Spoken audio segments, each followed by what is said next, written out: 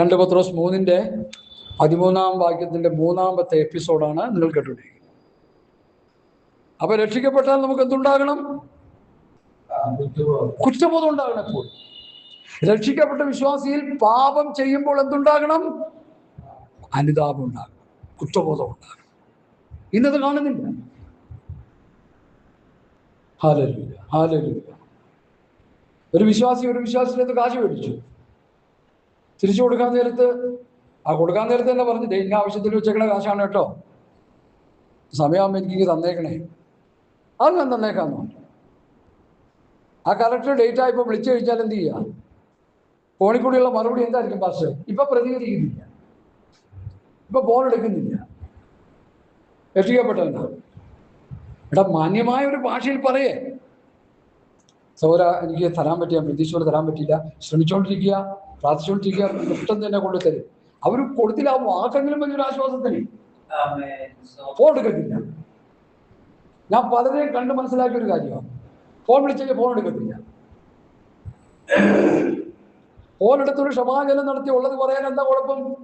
ആകാശം ഇടിഞ്ഞു വീഴും. രക്ഷിക്കപ്പെട്ടവനെന്നാ പറയുന്നത്. സഭയിൽ ചെന്ന് കഴിഞ്ഞാൽ ആരാധന പിടിച്ചു വരുത്തുന്ന ആൾക്കാർ എല്ലാവരും പ്രാർത്ഥിച്ചു കഴിഞ്ഞ് പോയാലും പുള്ളി അവിടെ ഇങ്ങനെ ആലോചിച്ചോണ്ടി. കാരണം എന്താ? പുള്ളി പറഞ്ഞ പരിസരം മറന്നങ്ങാര. എന്ത് പരിസരമാണാവും? ഒരു പിടിയും കിട്ടുന്നില്ല. എന്നെ കേൾക്കുന്ന പ്രിയപ്പെട്ടവരെ, കറയും കളങ്കവും ഇല്ലാത്തവരായി നമ്മൾ തീരണം. എന്താ കാര്യം? അവന്റെ നീതി വസിക്കുന്ന പുതിയ ആകാശം, പുതിയ ഭൂമിയിലോട്ട് നമ്മൾ പോകാൻ വേണ്ടി നോക്കിയിരിക്കുന്നു. കറമാകാൻ പാടില്ല, കളങ്കമാകാൻ പാടില്ല, പാപം നമ്മളിൽ വരാൻ പാടില്ല. അഥവാ വന്നാൽ ശുദ്ധീകരണ പ്രക്രിയ ഉണ്ട്. അതാണ് നാഥാം പ്രവാചകന്റെ പ്രവചനത്തിലുള്ള പ്രത്യേകത. നാഥാന്റെ സ്ഥാനത്ത് ഇന്ന് വല്ലവരും ആയിരുന്നെങ്കിൽ ദാവീദിന്റെ ഇന്ന് ഒരു 1,00,000 രൂപ മേടിച്ചിട്ടുണ്ടെങ്കിൽ പോയി. അതൊന്നും കുഴപ്പമില്ല സാറേ, കുഴപ്പമില്ല. ദൈവം തന്നെ അനുഗ്രഹിക്കും. നാഥാൻ ഒരു ഉദാഹരണം ചെയ്തു. ചങ്ക് പൊട്ടിപ്പോ ഉദാഹരണം കിട്ടാൻ. ഒരുവന് 100 ആട്, ഒരുവന് 1 ആട്. 100 ആടുള്ളവന്റെ വീട്ടിൽ ഒരു വിരുന്നുകാരൻ വന്നപ്പോൾ ആ വീട്ടുടയവൻ 1 ആടുള്ളവന്റെ ആടിനെ കയറി പിടിച്ചു. ദാവീദിന്റെ ഉള്ളിലൊരു സത്യസന്ധത കിടപ്പുണ്ട് കേട്ടോ. ആരാണ് ആ നീചൻ? നീ തന്നെയാണ്. എന്തൊരു പ്രവചന ഭാഷയല്ലേ! അങ്ങനത്തെ പ്രവാചകന്മാർ നമുക്കൊന്നും ഉണ്ടായിരുന്നെങ്കിൽ ഈ ചവള പ്രസംഗിച്ച് കിടക്കുന്ന കുറെ കള്ളപ്രവാചകന്മാരും കുറെ ദുരുപദേഷ്ടകന്മാരും എനിക്ക് നേരിട്ട് അറിയാവുന്ന പലരുണ്ട്. വീട്ടില് 2 മക്കളുണ്ട്, 2 മക്കളും തലകുത്തലും തലയും തിരിഞ്ഞു കിടക്കുക. പ്രവാചകൻ വന്ന് പ്രവചിക്കുന്ന പ്രവചനം എന്താ? 2 സന്തതികളിലൂടെ ദൈവം നിങ്ങളെ അനുഗ്രഹിക്കും. ഒരുവനെ ലണ്ടനിലേക്കോ ഒരുവനെ US-ലേക്കോ അയക്കാം. തീർന്നില്ലേ? പുള്ളിക്കാരുടെ കയ്യിൽ 10 പൈസ കയ്യിലില്ല. പാസ്പോർട്ട് ഈജിയായിട്ട് അടുത്ത വീട്ടിൽ പോയിട്ട് ഒരു 10 കുറച്ച് കാശ് മേടിച്ചുകൊണ്ട് വന്നിട്ട് പാസിന്. കാരണം പറഞ്ഞു. ഒരാഴ്ച കഴിഞ്ഞപ്പോൾ 2 എണ്ണം ചെറുക്കനെ കൊണ്ടുവന്ന് ഊളംപാറയിലിട്ട് പെണ്ണിനെ കൊണ്ടുവന്ന് വേറെ ഒരു സൈക്കാട്രിസ്റ്റിന്റെ അടുക്കൽ കൊണ്ടിട്ട്. കാരണം ഡ്രഗ്സ് അടിച്ച്. എത്ര കുടുംബങ്ങൾ. കാട്ടുശം ഒരു വീട്ടിൽ ചെന്നപ്പോ പാസ് പറയുക, പക്ഷേ മോന് ഇച്ചിരി പെശകാണ്, അവന് പ്രാർത്ഥിക്കണം. ഒരു ഉപദേശമൊക്കെ കൊടുക്കും. മോൻ്റെ നമ്പറുണ്ട്, വിളിച്ചോ. മോനെ നീ എവിടെയാ? ആരാ വിളിക്കുന്നേ? പാസ്റ്റർ മോനാ. ആരാ വിളിക്കുന്നേ? ഞാൻ അപ്പയുടെ ഒരു കൂട്ടുകാരനാണ്, ഒരു പാസ്റ്ററാ. എന്താ ആവശ്യം? ഞാനിവിടെ ഒരു എൻ്റെ കപ്പിൾസ് ഒരു ലേഡിയായിട്ട് എന്ത് ചെയ്യാം, ഇവിടെ മദ്യപിച്ചോണ്ടിരിക്കുക. ഇവിടെ ആര് പറഞ്ഞു എന്നെ വിളിക്കാൻ? ഷൗട്ട് ചെയ്യാൻ ഇങ്ങോട്ട്. എന്താ പറ്റി? തലമുറ നശിച്ചു പോയി. പിന്നെ പാസ് കുറെ ഉപദേശങ്ങളൊക്കെ പറഞ്ഞു, പല ഉപദേശങ്ങളൊക്കെ കൊടുത്തു, എല്ലാവരും കടന്നുപോയി. അവിടെയൊക്കെ പോയി പ്രവാചകന്മാർ ഇവരിൽ കൂടി ഭാവിയുണ്ട്, ഇവരിൽ കൂടി ഇതുണ്ടെന്ന് പറഞ്ഞാൽ എന്തായിരിക്കും സ്ഥിതി? ഉള്ളത് കാര്യം ഉള്ളതുപോലെ തുറന്നു പറയണ്ടേ? അതിനു വേണ്ടി ഉപവസിച്ച് പ്രാർത്ഥിക്കുക, പാസ്റ്ററമ്മേ എന്ന് പറയണ്ടേ? അതല്ലേ പ്രവചനം?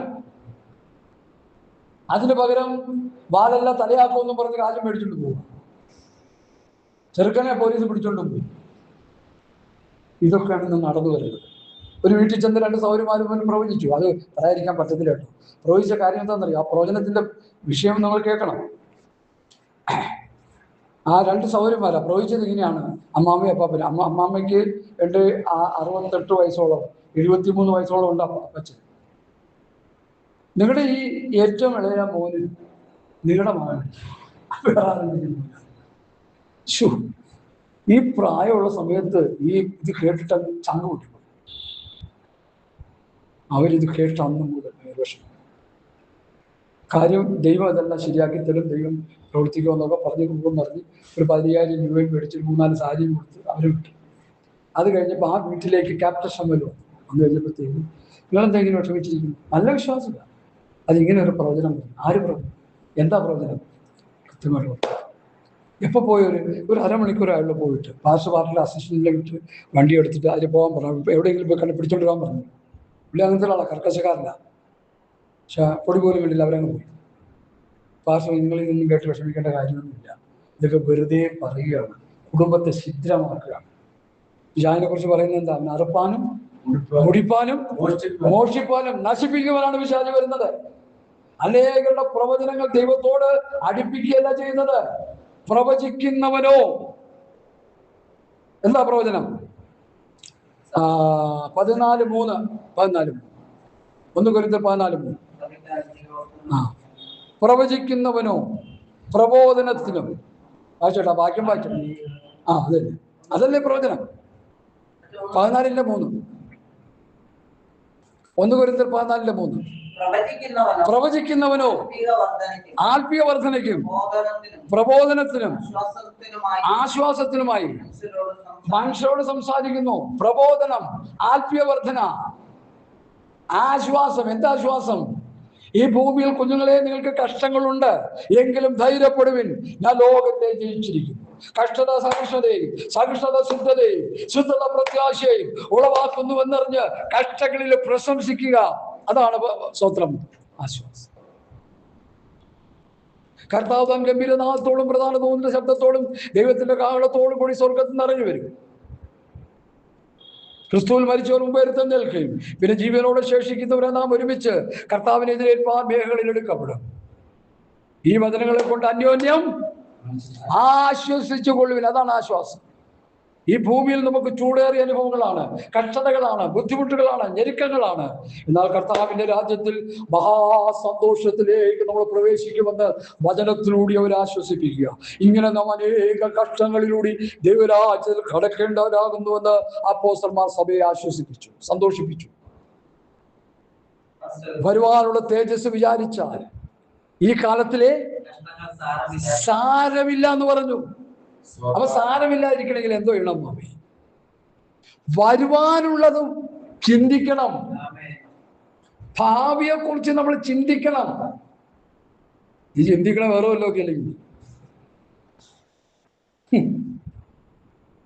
നമ്മുടെ ഭാവിയെ കുറിച്ച് നമ്മൾ ചിന്തിക്കണം. മക്കള് അങ്ങനെ എനിക്ക് ലോകത്തിലെ കാര്യങ്ങൾ. കർത്താവ് വന്ന് സഭയെ ചേർത്ത് കഴിയുമ്പോൾ ഈ കണ്ണുനീരുള്ള, ദുഃഖമുള്ള, മുറവിളിയുള്ള, കഷ്ടതയുള്ള, മരണമുള്ള ഈ ശരീരം മാറിയിട്ട് ഒരു രൂപാന്തര ശരീരം, കർത്താവിന് കിട്ടിയ ശരീരം എനിക്ക് ലഭിക്കുമെന്ന് ഞാൻ ചിന്തിക്കണം. ഞാൻ ഇതുപോലെ പ്രാർത്ഥിക്കുക. ആ രൂപാന്തര ശരീരത്തിന്റെ ഒരു ശകലം ഒരു ശരീരം വെളിപ്പാട് എനിക്ക് തന്നാണ്. സന്തോഷിക്കട്ടെ.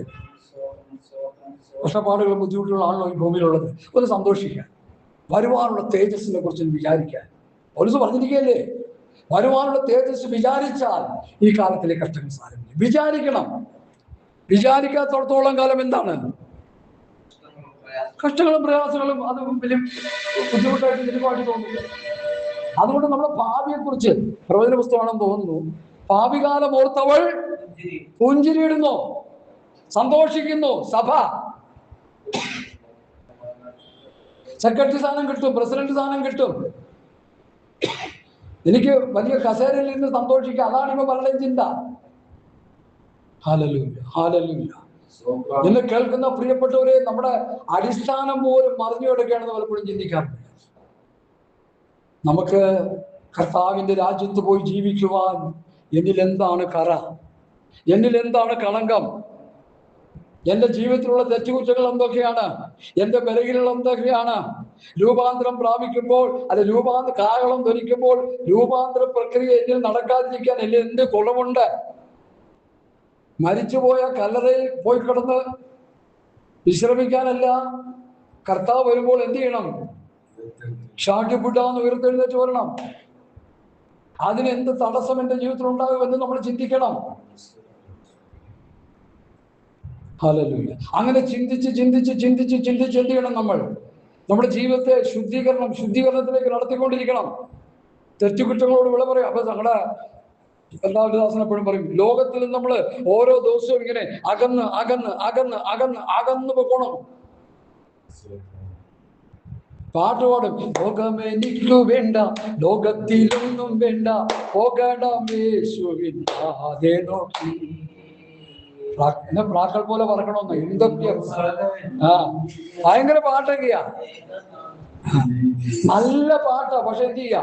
ലോകത്തെ ഇങ്ങനെ നോക്കി കെട്ടിപ്പിടിച്ചു വെച്ചോണ്ടിരുന്നായി പാടുന്നത്.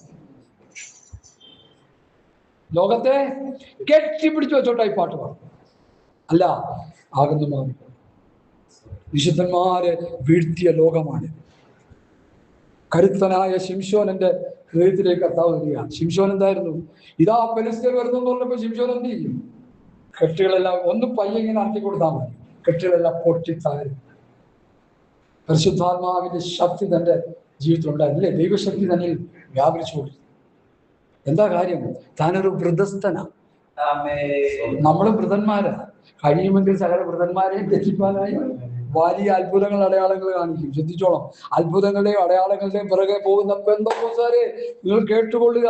വലിയ അത്ഭുത അടയാളങ്ങളെ കാണിച്ച് നിങ്ങളുടെ പ്രത്യാശ, നിങ്ങളുടെ വിശ്വാസം, നിങ്ങളുടെ വിശുദ്ധി, നിങ്ങളുടെ വേർപാട് നഷ്ടപ്പെടുത്തി നരക കുഴിയിലേക്ക് തള്ളിക്കളയാൻ സാത്താൻ സകല പരിപാടികളുമായിട്ട് നിങ്ങളുടെ മുമ്പിൽ വരും. നിങ്ങൾ തിരുവെഴുത്തുകളെയും ദൈവശക്തിയെയും തിരിച്ചറിഞ്ഞില്ലെങ്കിൽ നിങ്ങൾ തെറ്റിപ്പോകും. കറയില്ലാത്തവരായി, കളങ്കമില്ലാത്തവരായി നമുക്ക് ജീവിക്കാൻ കഴിയും. ലോകത്താലുള്ള കളങ്കം പറ്റാതെ തന്നെ തന്നെ സൂക്ഷിക്കുന്നവൻ യാക്കോബ് പറയും. ഓ, എത്ര മനോഹരം! വെറുതെ മദ്യപിച്ചുകൊണ്ടിരിക്കുമ്പോ അവന്റെ മുമ്പിൽ നമ്മൾ പ്രത്യക്ഷപ്പെടേണ്ട ഒരു സാഹചര്യം വന്നാ അവൻ ചോദിക്കുക, എന്താ വന്ന്? ഇതിന്റെ ആവശ്യത്തിനാ. ശകലം അടിക്കുന്നു, വേണ്ട, ഞാൻ കുടിക്കത്തില്ല. ഉടനെ അവൻ പറയുക, എടോ, ഇതൊക്കെ പലരും പറയും, തന്നെ പോലെ പലരും വന്ന് പലരെയും കുടിപ്പിച്ച് ഇവിടുന്ന് വിട്ടിട്ടുള്ളൂ, ഞാൻ ആ കൂട്ടത്തിൽ പെട്ടതല്ല. അവസാനം ഇവ മദ്യപാനിയായി രക്ഷിക്കപ്പെട്ട് വന്നുകൊണ്ട് സാത്താൻ ഇവനൊരു ചിന്ത കൊടുക്കും, ശകലം അടിച്ചോ കുഴപ്പമൊന്നുമില്ലെന്ന്. അപ്പൊ ഉള്ളിൽ ദൈവാത്മാവ് പറയും, വേണ്ട വേണ്ട, നീ ഒരു ദൈവമായത്. അവിടെ ആ യുദ്ധം, പ്രിയ ദൈവമക്കളെ, യുദ്ധം നമ്മിൽ തന്നെ യുദ്ധം നടക്കുക. ജഡസ്വഭാവം ആത്മസ്വഭാവം കൂടി യുദ്ധം നടക്കുക. ആത്മസ്വഭാവത്തിന് ജഡസ്വഭാവം കീഴ്പ്പെട്ടാൽ നമ്മൾ പരാജയപ്പെട്ടു. ജഡാഭിലാഷവും ആത്മാഭിലാഷവും ജഡ തമ്മിൽ വിരോധമാണ്. നമ്മൾ ജഡസ്വഭാവം മാറി ആത്മസ്വഭാവമുള്ളവരായി തീരണം, ആത്മാഭിലാഷമുള്ളവരായി തീരണം. തെറ്റുകളിലേക്ക്, കുറ്റങ്ങളിലേക്ക് പോകാനുള്ള സാഹചര്യം നമ്മുടെ ജീവിതത്തിൽ വരുമ്പോൾ നമ്മൾ എന്ത് ചെയ്യണം? ഞാനൊരു ദൈവവൈതൽ, ഞാൻ രക്ഷിക്കപ്പെട്ടവൻ, ഞാൻ പുതിയ ആകാശം പുതിയ ഭൂമിക്ക് വേണ്ടി കാത്തിരിക്കുന്നവൻ, ഞാൻ കർത്താവിന്റെ കാഹളധ്വനിയിൽ എനിക്ക് രൂപാന്തര ശരീരം കിട്ടും, എനിക്ക് 1000 ആണ്ട് വാഴ്ചയിൽ ഒരു സീറ്റുണ്ട്, പുതിയ ആകാശം പുതിയ ഭൂമിയിൽ ഒരു അംഗമായി തീരേണ്ടവനാണ് എന്നൊരു ഉൾബോധം നമുക്കുണ്ടാകണം. ഇത് എത്ര പേർ കൊണ്ടുവന്ന് എടുത്ത് ചാടുകയാണ് പാപത്തിലേക്ക്. ചാടി അവിടെ കിടന്ന് മെഴുകിയിട്ട്, പണ്ട് നമ്മുടെ ഉദട്ടാ പറഞ്ഞ പോലെ, വീഴുകയില്ല, ഞാൻ വീഴുകയില്ല, പ്രതികൂലം അനവധി, തലയും കുത്തി കിടന്നോണ്ടാ പാടുന്നത്. വീട് തലയും കുത്തി കിടന്നോണ്ടാ പാടുന്നത്, വീഴുകയില്ലത്. അതല്ല ക്രിസ്ത്യൻ ജീവിതം. ക്രിസ്ത്യൻ ജീവിതം വീഴാതെ നമ്മളെ തന്നെ സൂക്ഷിക്കുന്നതാണ്. വീഴ്ന്നിട്ട് എഴുന്നേൽക്കുന്നതിനേക്കാൾ വീഴാതിരിക്കുന്നതാണ്. കാരണം വീണിട്ട് എഴുന്നേറ്റ് കഴിഞ്ഞാൽ എന്ത് പറ്റും? ആൾക്കാർ കാണുമ്പോൾ എന്ത് ചെയ്യും? ആ പോകുന്ന പാർട്ടില്ലേ, നല്ല പ്രസംഗമൊക്കെ, പക്ഷെ ആള് കുറ്റി പൊട്ടിച്ച് നടക്കുന്നവനാണെന്ന് പറഞ്ഞാൽ തീർന്നില്ല അതുകൊണ്ട് പ്രസംഗം. എത്ര പേര് എനിക്കറിയാം. അതുകൊണ്ട് എന്നെ കേൾക്കുന്ന പറ്റുക, നമ്മുടെ ജീവിതത്തിലുള്ള കറ വരളാൻ പാടില്ല. കറയില്ലാത്തവരായി, കളങ്കമില്ലാത്തവരായി ജീവിക്കുന്നവരായി നമ്മൾ തീരണം. എന്താ കാര്യം? നാം അവന്റെ നീതി വസിക്കുന്ന പുതിയ ആകാശം പുതിയ ഭൂമിക്കായിട്ട് കാത്തിരിക്കണം. വേറൊരു ചിന്ത കർത്താവിന്റെ ഹൃദയത്തിൽ തരുന്നു, ദൈവാത്മാവ് തരുന്ന ചിന്തകളാണ് ഞാൻ നിങ്ങളോട് പറയുന്നത്. കൊലോസ് ലേഖനം 3-ാം അധ്യായം എടുത്താട്ട്. കൊലോസ് ലേഖനം 3-ാം അധ്യായം ശ്രദ്ധേയമായൊരു പഠനം. 3-ന്റെ 1 വായിച്ചോ.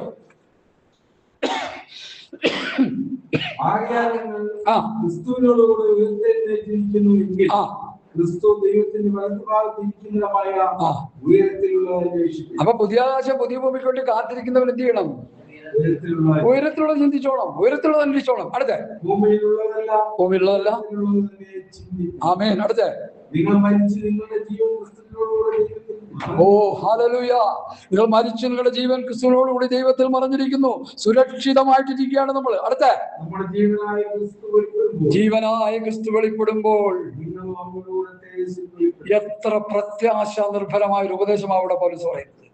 ജീവനായ ക്രിസ്തു വെളിപ്പെടുമ്പോൾ ഞാനും തേജസ്സിന്റെ ശരീരം പ്രാപിച്ച് അവരോടൊപ്പം ഞാനും വെളിപ്പെടും. പ്രിയമുള്ളവരെ, നിമിത്തതാകും ഇതുവരെ പ്രത്യക്ഷമായില്ല. അവൻ പ്രത്യക്ഷനാകുമ്പോൾ അവനെ താൻ ഇരിക്കുന്നത് പോലെ തന്നെ കാണുന്നതാകൊണ്ട് അവരോട് സാദൃശ്യമുള്ളവരായി. ഇതല്ലേ നമുക്ക് വേണ്ടത്, ഇതല്ലേ നമ്മുടെ പ്രത്യാശ. അടുത്ത വാക്യം.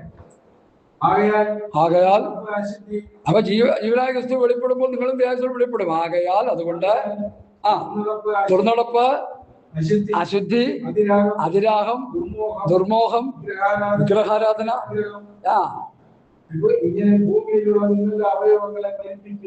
അവിടെ നിൽക്കട്ടെ. പത്രോസ് എന്താ പറഞ്ഞത്? പുതിയാകാശം പുതിയ ഭൂമിക്കായിട്ട് കാത്തിരിക്കുന്നുണ്ട് കറയും കളങ്കവും ഇല്ലാത്തവരായിരിക്കാൻ ജീവിക്കാൻ. ഇവിടെ എന്താ പൗലോസ് പറയുന്നത്? ജീവനായ ക്രിസ്തു വെളിപ്പെടുമ്പോൾ നിങ്ങൾ അവനോട് കൂടി തേജസ്സിൽ വെളിപ്പെടും. അങ്ങനെ വെളിപ്പെടുന്നതുകൊണ്ട് എന്തുകൊണ്ട്?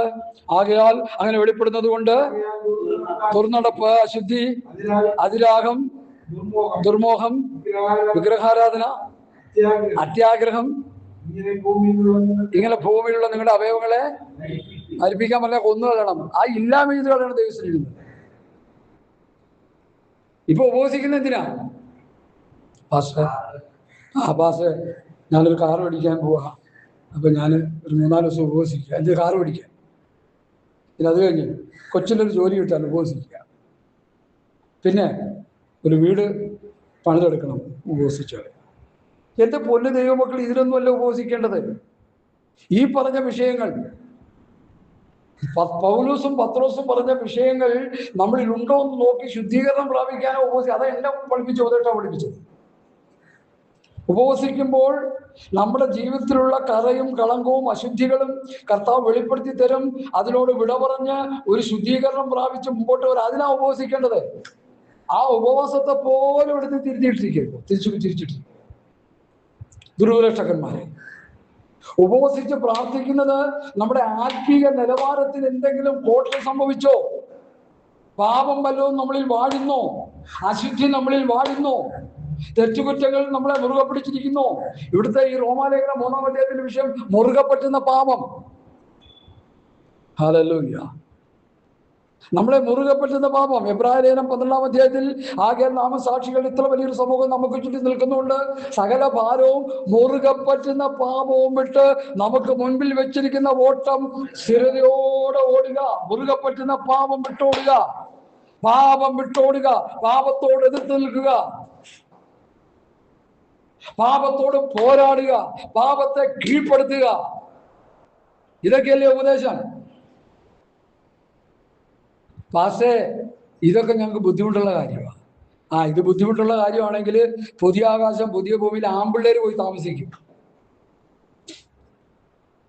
പണ്ട് ഈയിടയ്ക്കല്ല കുറച്ചു മുമ്പ് പോലെ നമുക്ക് പാർക്കാൻ മുന്തിരി തോപ്പന്നോ കേട്ടില്ല? എങ്ങനെ നമുക്ക് പാർക്കാൻ മുന്തിരി കണ്ട പാസ്റ്റേ?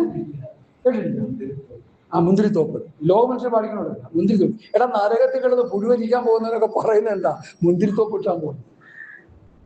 അനുസ്മരണം നടത്തുക. ആരാ? ഒരു വലിയ നേതാവ് മരിച്ചുപോയി. ഉടനെ എല്ലാവരും കൂടി വന്ന് പുള്ളി അങ്ങ് അനുസ്മരിക്കുക. പുള്ളി അവിടെ കിടക്കുക. ആ സമയത്ത് വല്ലതും ചിന്തിക്കാറുണ്ട്? പുള്ളി അവിടെ കിടന്ന് അയ്യോ അയ്യോ ഇച്ചിരി വെള്ളം തരണേ, ഒരു വെള്ളം തരണേ. ആ നനവാൻ കിടന്ന് ചക്രശ്വാസം വലിച്ച പോലെ വലിച്ചോണ്ടിരിക്കുക. ഇവരിവിടെ കിടന്ന് അനുസ്മരിക്കുക. പുള്ളിയുടെ നല്ല കാര്യങ്ങൾ, നല്ല പ്രവർത്തനം, കാര്യമൊക്കെ ചെയ്യുക. നല്ലതാണ്. നീ ഭൂമിയിൽ ജീവിച്ചപ്പോൾ നല്ലൊരു മാതൃകയുള്ള രാഷ്ട്രീയ നേതാവൊക്കെ ആയിരുന്നു. നീ കർത്താവിനെ സ്വീകരിച്ചോ? നീ ഒരു ദൈവബദ്ധനായി ജീവിച്ചോ? നീ ദൈവരാജ്യത്തിന് കൊള്ളാവുന്നവനായി തീർന്നോ? നീ കറയും കളങ്കമില്ലാത്തവനായി ജീവിച്ചോ? മുറുകെ പറ്റുന്ന പാപത്തിന്റെ പട്ടികൾ എന്തൊക്കെയാ പാസ്? എത്ര എണ്ണം ഉണ്ടത്? ദുർനടപ്പ്, അശുദ്ധി, അതിരാഗം, ദുർമോഹം, വിഗ്രഹാരാധന, അത്യാഗ്രഹം, ഇങ്ങനെയുള്ള സ്വഭാവങ്ങൾ നമ്മളിന്ന് മാറിയോ? അതിനെ കംപ്ലീറ്റ് മരിപ്പിച്ചോ? ഈ വക നിമിത്തം ദൈവകോപം അനുസരണം കെട്ടവളായിരുന്നു. അവയിൽ ജീവിച്ചിരുന്ന കാലം നിങ്ങൾ മുമ്പേ അവയിൽ ജീവിച്ചു പോന്നു. ഇപ്പോഴോ കോപം, ക്രോധം, ഈർഷ്യ, വായിന്ന് വരുന്ന ദൂഷണം, ദുർഭാഷണം, ഇവയൊക്കെയും വിട്ടുകളയും. ഇതെല്ലാം വിട്ടുകളയാൻ. അവിടെ നിൽക്കട്ടെ. കുറച്ച് കാര്യങ്ങൾ മരിപ്പിക്കാൻ പറഞ്ഞു, കുറച്ച് കാര്യങ്ങൾ വിട്ടുകളയാൻ പറഞ്ഞു. അപ്പൊ അത് ആ ഉപദേശം എന്താ? കുറെ കാര്യങ്ങൾ എന്ത് ചെയ്യണം? അപ്പൊ അതിന്റെ അർത്ഥം എന്താ? സമ്പൂർണമായത് നമ്മളിൽ നിന്ന് മാറ്റണം. പിന്നെ മറ്റേ ഇപ്പൊ വന്നുകൊണ്ടിരിക്കുന്ന സ്വഭാവങ്ങൾ എന്ത് ചെയ്യണം? വിട്ടുകളയണം. വിട്ടുകളഞ്ഞാൽ പിന്നെയും കയറി വരും. വളരെ സഹോദരൻ പറഞ്ഞ പോലെ ഭാര്യയോട് വഴക്കുണ്ടാക്കുമോ? കോപിക്കുമോ? ഇല്ല. അങ്ങനെ ഇരുന്നപ്പോ തന്നെ ആള് വന്നിട്ടുണ്ട്, വെള്ളം കൊടുത്തു. എനിക്കിപ്പോ മനസ്സില്ല, നിന്നോടല്ല ഞാൻ പറഞ്ഞത്. ഭയങ്കര ദേഷ്യപ്പെടുക. കാരണം അത് വിട്ടുകളയാൻ പറ്റത്തില്ല, അത് പിന്നെ ആയിപ്പോയി. അപ്പൊ അത് വിട്ടുകളഞ്ഞുകൊണ്ടിരിക്കണം. ദേഷ്യം വരുമ്പോൾ അത് വിട്ടുകളയണം. പെട്ടെന്ന് വന്നുപോയി, അത് ഏറ്റു പറഞ്ഞ് ശുദ്ധീകരണം പ്രാപിക്കണം. മരിപ്പിക്കാനുള്ളത് മരിപ്പിക്കണം, വിടാനുള്ളത് വിടണം. അപ്പോഴാണ് കറയും കളങ്കവും ഇല്ലാത്തവരായി തീരുന്നത്. ഓ ദൈവമേ, ഹല്ലേലൂയ. മരിപ്പിക്കാനുള്ളത് മരിപ്പിക്കുമ്പോൾ, വിടാനുള്ളത് വിട്ടു കഴിയുമ്പോൾ കറയില്ലാത്തവരായി, കളങ്കമില്ലാത്തവരായി, ഒരു വിശുദ്ധനായ ജീവിതം വ്യക്തിയായി നമ്മൾ തീരും. അങ്ങനെ തീരുമ്പോഴാണ് പുതിയ ആകാശം, പുതിയ ഭൂമിയിലേക്ക് നമുക്ക് പ്രൊമോഷൻ കിട്ടും. അല്ലാതെ എങ്ങനെ കിട്ടുന്നേ? പത്രോസ് അതല്ലേ പറഞ്ഞു പഠിപ്പിച്ചത്. ഇന്നത്തെ പത്രോസുമാരും ഇന്നത്തെ പൗലോസുമാരും അനുഗ്രഹം അനുഗ്രഹം, നന്മ നന്മ, വിടുതൽ വിടുതൽ. എനിക്കൊന്നും മനസ്സിലാകുന്നില്ല. എന്താ? നീ നന്മ തന്നെ പ്രാപിക്കും, നീ തിന്മ നിന്നെ തൊടുകയില്ല. പൗലൂസിന്റെ തല പോയി. ഇപ്പൊ പൗലൂസ് എങ്ങനെയാ പറയുന്നത്? തിന്മ തൊടുകയില്ലെന്ന് പറയാൻ. പത്രോസിനെ തലകീഴായി കുളിച്ചു, തിന്മ തൊടുകയില്ലെന്ന് അങ്ങനെ പത്രോസ് പറയുന്നത്? പാട്ടെഴുതി വെച്ച നന്മ തന്നെ പ്രാപിക്കും, തിന്മ നിന്നെ തൊടുകയില്ല, യഹോവന്റെ ഇടയനാകുന്നു, ഓരോ മുട്ടും നിനക്കുണ്ടാകില്ല. പഴയ നിയമത്തിൽ അത് തന്നെയാണ്. എന്നാൽ പുതിയ നിയമത്തിൽ വരുമ്പോൾ എന്താണ്? ഇതെല്ലാം നമുക്കുള്ള നമ്മുടെ തല പോകുന്നത്. പൗലൂസിന്റെ തല പോയി, പത്രോസിന്റെ തല പോയി, യാക്കോബിന്റെ തലമണ്ട അടിച്ചു പൊട്ടിച്ചു. കർത്താവിന്റെ ശിഷ്യന്മാരെല്ലാം രക്തസാക്ഷികളായി ഒരാളൊഴികെ. നിങ്ങൾക്കറിയാമോ, AD 70 തൊട്ട് ഇങ്ങോട്ട് രക്തസാക്ഷികളുടെ ഒരു വലിയ നിര തന്നെ ഉണ്ടെന്നാണ് ചരിത്രം പറയുന്നത്. ജോസിഫസ്, മറ്റു പല ചരിത്രകാരന്മാരും പറയുന്നത് രക്തസാക്ഷികളുടെ ഒരു വലിയ നിരയാണ് പുതിയ നിയമസഭയ്ക്ക് ഉള്ളത്. ഇപ്പൊ നമ്മളോ? അനുഗ്രഹം അനുഗ്രഹം, നന്മ നന്മ, വിടുതൽ വിടുതൽ. ഇതെവിടെ നിന്ന് വന്നു? ഇതാണ് മറ്റൊരു സുവിശേഷം. ഇവർ പ്രസംഗിക്കുന്നത് മറ്റൊരു ക്രിസ്തുവിനെ. പിന്നെ ഒന്നുകൂടെ ഉണ്ടല്ലോ, ഇതിന്റെ പിന്നിൽ മറ്റൊരാത്മാവ്. ശ്രദ്ധിക്കുക ദൈവമക്കളെ. മറ്റൊരു സുവിശേഷം, മറ്റൊരു ആത്മാവ്, മറ്റൊരു ക്രിസ്തുവിനെ പ്രസന്റ് ചെയ്തുകൊണ്ടിരിക്കുക. ഇന്നത്തെ പ്രോസ്പെരിറ്റി പ്രാസംഗികന്മാര് സൂക്ഷിക്കുക. നായ്ക്കളെ സൂക്ഷിക്കുക, ആകാത്ത വേലക്കാരെ സൂക്ഷിക്കുക, വിച്ഛേദനക്കാരെ സൂക്ഷിക്കുക. അങ്ങനെ സൂക്ഷിച്ചില്ലെങ്കിൽ നീ കറയുള്ളവനായി, കളങ്കമുള്ളവനായി തീരും. നിന്റെ ക്രിസ്ത്യ ജീവിതം തകർന്ന് തരിപ്പണമാണ്. പൗലൂസ് പറയുന്നത് മരിപ്പിക്കാനുള്ളൊരു മരിപ്പിച്ചു, വിട്ടുകളയേണ്ടതിനെ വിട്ടുകളയുക. വിട്ടുകളഞ്ഞിട്ട് എന്ത് ചെയ്യണം? ഇവയൊക്കെയും വിട്ടുകളയുവിൻ, അന്യോന്യം പോഷ്ക്ക് പറയരുത്. അടുത്ത് നിങ്ങളുടെ പഴയ മനുഷ്യനെ നിങ്ങളുടെ പഴയ മനുഷ്യനെ എന്റെ ദൈവമേ, പ്രവർത്തികളോടെ ഉരിഞ്ഞു കളഞ്ഞാൽ പിന്നെ അതവിടെ തന്നെ. പഴയ മനുഷ്യന്റെ പ്രവൃത്തി ഉരിഞ്ഞു കളയണം. അവൻ മദ്യപിക്കുന്നതിനാണെങ്കിൽ പുതിയ മനുഷ്യൻ മദ്യപിക്കത്തില്ല. എനിക്കറിയാം, രക്ഷിക്കപ്പെടാത്ത ഒരു ഗുണം പിടിക്കാത്തവൻ മദ്യപിച്ചുകൊണ്ടിരുന്നപ്പോൾ രക്ഷിക്കപ്പെട്ടൊരു ദൈവത്തില് ഇവരുമായിട്ട് സംസാരിച്ച് ഒരു അരമണിക്കൂർ കഴിഞ്ഞപ്പോ 4 വീലിലാണ് ഭക്തൻ അവിടെ നിന്ന് പോയത്. എന്താ പറ്റി? പഴയ മനുഷ്യൻ ഇരിക്കുകയായിരുന്നു. നീ പറഞ്ഞ മനസ്സിലായില്ലേ പാസ്റ്ററെ? പഴയ മനുഷ്യനും പഴയ സ്വഭാവം പൗലോസ് പറഞ്ഞു ഉരിഞ്ഞു കളയണോ? അത് കൊണ്ട് നടക്കരുത്. ഓരോ ക്രിസ്തുവിലായാൽ പുതിയ പഴയത് കഴിഞ്ഞുപോയി. മദ്യം കുടിച്ചില്ലെങ്കിൽ തലയിൽ ഒഴിക്കുമെന്ന് പറഞ്ഞ് ഒഴിച്ചോളാൻ ധൈര്യത്തോട് പറഞ്ഞ പക്ഷിവാസികളെ എനിക്കറിയാം. അതെന്താ കാര്യം? മതിലവസ്ഥയിൽ നിലനിൽക്കണമെന്നുള്ള ആഗ്രഹം. എന്റെ തലയിൽ ഒഴിച്ചാലും എന്റെ ഷർട്ടിൽ ഒഴിച്ചാലും കുടിക്കില്ല. അതാ തീരുമാനം. ബിംബത്തെ ആരാധിക്കാനായിട്ട് യഹൂദബാലന്മാരോട് പറഞ്ഞപ്പോൾ അവരെന്താ പറഞ്ഞു? അതാണ് തീരുമാനം. ഞങ്ങളുടെ ദൈവം ഞങ്ങളെ വിടുവിക്കും. അടുത്ത് പറഞ്ഞാട്ടെ, ഇനി വിടുവിച്ചില്ലേലും നീ നിർത്തിയ ബിംബത്തെ ഞങ്ങൾ. അങ്ങനെ പറഞ്ഞു കഴിഞ്ഞപ്പോൾ രാജാവ് എന്ത് പറഞ്ഞു? നിങ്ങളുടെ ദൈവമാണ് ദൈവം. അവിടെ ഒരു ഫ്ലെക്സിബിൾ ആയെങ്കിലോ? പഴയ നിമിത്തിലെ ആ ഭക്തന്മാർക്ക് ഞാൻ എപ്പോഴും ചിന്തിക്കും, കർത്താവ് എപ്പോഴും ചിന്തിക്കുന്ന കാര്യം, ലിഖിതമായ പ്രമാണം അവരുടെ കയ്യിലില്ല. പുരോഹിതൻ ദേവാലയത്തിൽ നിന്ന് വായിച്ച് പറഞ്ഞു കൊടുക്കുന്നതൊക്കെ അവർക്ക് മനസ്സിലാകുന്നത്. അതൊക്കെ കേട്ട് ഭക്തിയോടെ ജീവിക്കുന്നവർ. ഇപ്പം നമ്മൾ 66 പുസ്തകവും ചുമന്ന പഴയ നിയമം പുതിയ നിയമവും എല്ലാ നിയമങ്ങളും കൈകൊണ്ട് നടന്നിട്ട് നമ്മൾ തലയും കുത്തി നിൽക്കുക പലരും. എന്താ കാര്യം? ദൈവമായിട്ടുള്ള ബന്ധമില്ലാതെ. ഹല്ലേലൂയ. ഇന്നത്തെ മെസ്സേജിന്റെ കണ്ടൻസ് ഞാൻ പറയാം. കർത്താവിന്റെ വരവിൽ കറയില്ലാത്തവരായി നിൽക്കണം, കളങ്കമില്ലാത്തവരായി നിൽക്കണം. ഇന്നലത്തെ പ്രസംഗത്തിൽ ഒരു വിഷയമാണ്, നിങ്ങൾ തിരിഞ്ഞ് ശിശുക്കളെ പോലെ ആയിത്തീരുന്നില്ലേ സ്വർഗരാജ്യത്തിൽ കടക്കുകയില്ല. എന്നെ ഒത്തിരി ചിന്തിപ്പിച്ച കാര്യമാണ്. ഞാൻ കർത്താവിന്റെ സന്നിധിയിൽ ഏൽപ്പിച്ചു കൊടുത്തു. കർത്താവെ, ഒരു ശിശുവിന്റെ നിർമ്മലത, ഒരു ശിശുവിന്റെ നിഷ്കളങ്കത, ഒരു ശിശുവിന്റെ പരിപാവനമായ ജീവിതം എനിക്ക് തരണേ, എനിക്കുണ്ടാകട്ടെ, വിശ്വാസികൾക്കുണ്ടാകട്ടെ. ഹല്ലേലൂയ. അവരവിടുന്ന് തമ്മിലടിക്കാൻ ശിഷ്യന്മാർ, ഞാനാ വലിയവൻ ഞാനാ വലിയവൻ. അപ്പോഴാണ് കർത്താവ് ഒരു കുഞ്ഞിനെ വിളിച്ച് നടുക്കൊണ്ട് നിർത്തിയിട്ട്, നിങ്ങൾ തിരിഞ്ഞ ശിശുക്കളെ പോലെ ശിശുക്കളെ പോലെ സ്വർഗ്ഗരാജ്യത്തിൽ കടക്കും. എന്നെ കർത്താവെ കർത്താവ് എന്ന് വിളിക്കുന്ന യോവരുമല്ല, സ്വർഗസ്നായ പിതാവിന്റെ ഇഷ്ടം ചെയ്തെടുത്ത് സ്വർഗ്ഗരാജ്യത്തിൽ കടക്കുന്നത്. ഇല്ല, ആ വിഷയം ഞാൻ പറയാനിടയായി. ഇതെല്ലാം ഇടയ്ക്കിടയ്ക്ക് ഇങ്ങനെ കയറി വരികയാണ്. ഒരു സന്ദർഭങ്ങളിൽ ഈ വിഷയങ്ങൾ വചനങ്ങൾ തന്നെ ദൈവാത്മാവ് തന്നുകൊണ്ടിരിക്കും. അത് പല പ്രാവശ്യം റിപ്പീറ്റ് ചെയ്ത് വരുന്നുണ്ട്. തെറ്റാണ് നമ്മൾ ആരും ചിന്തിക്കേണ്ട. പല പ്രാവശ്യം റിപ്പീറ്റ് ചെയ്ത് കേൾക്കുന്നുണ്ട്. അത് നമ്മുടെ ഹൃദയത്തിൽ ആത്മാർത്ഥമായിട്ട് അത് പതിയാനിടയായിത്തീരും. അതുകൊണ്ടാണ് ദൈവാത്മാവ് തരുന്നത്. ഞാനിങ്ങനെ പറഞ്ഞുകൊണ്ടിരിക്കുന്നത്, നമ്മൾ ശിശുക്കളെ പോലെ ജീവിക്കുക, നമ്മൾ ദൈവവിഷ്ടം ചെയ്ത് ജീവിക്കുക. അങ്ങനെ നമ്മൾ നിത്യത ഉറപ്പാക്കുക, കറയും കളങ്കവും ഇല്ലാത്തവരായി തീരുക. ഹല്ലേലൂയ. ഓ സ്വത്രം സ്വത്രം സ്വത്രം. കൊലോസ്യ ലേഖനത്തിന്റെ താഴെ ചില വിഷയങ്ങളുടെ ഉണ്ടല്ലോ, അതോടെ ഒന്ന് വായിക്കാം.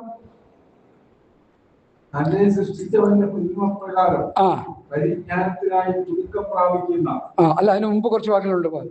ശരിയാ ശരി, അവിടെ തൊട്ടാ. അതെ അതെ, തന്നെ സൃഷ്ടിച്ചവന്റെ സിനിമപ്രകാരം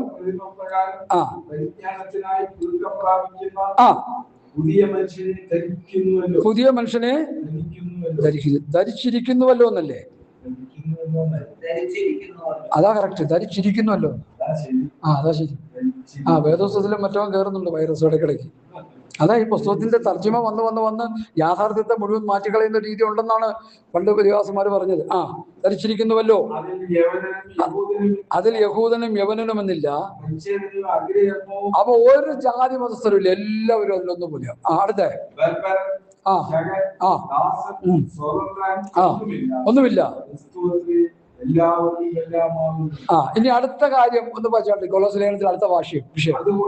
അതുകൊണ്ട് ദൈവത്തിന്റെ വൃതന്മാരും വിശുദ്ധന്മാരും പ്രിയരുമായി മനസ്സലിവ്, ദയ, താഴ്മ, സൗമ്യത, ദീർഘക്ഷമ. അപ്പൊ പഴയ കുറെ ചീഞ്ഞളിഞ്ഞ കുറെ സ്വഭാവങ്ങൾ വസ്ത്രം പോലെ ഉണ്ടായിരുന്നത് അത് മുഴുവൻ ഉരിഞ്ഞു കളഞ്ഞിട്ട് കുറെ പുതിയ വസ്ത്രം ധരിക്കാനാ പറയുന്നത്. ആ വസ്ത്രത്തിന്റെ പേരുകളാണ്. ഒരു വസ്ത്രത്തിന്റെ പേരെന്താണ്? മനസ്സലിവ് എന്നുള്ള വസ്ത്രം. മനസ്സലിവ്, ദയ, താഴ്മ, സൗമ്യത, ദീർഘക്ഷമ എന്നിവയുടെ വസ്ത്രം ധരിച്ചുകൊണ്ട്, ഈ സ്വഭാവ ഗുണങ്ങളെ ധരിച്ചുകൊണ്ട് അന്യോന്യം പൊറുക്കാതിരുന്ന് നമുക്ക് ജീവിക്കാൻ പറ്റത്തില്ല. ഒരുവനോട് ഒരുവൻ വഴക്കുണ്ടായാൽ തമ്മിൽ ക്ഷമിക്കുകയും ചെയ്യും.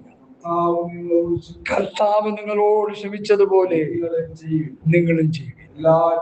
എല്ലാറ്റിനും മീതെ സ്നേഹമെന്ന വസ്ത്രം ധരിക്കണം. സ്നേഹം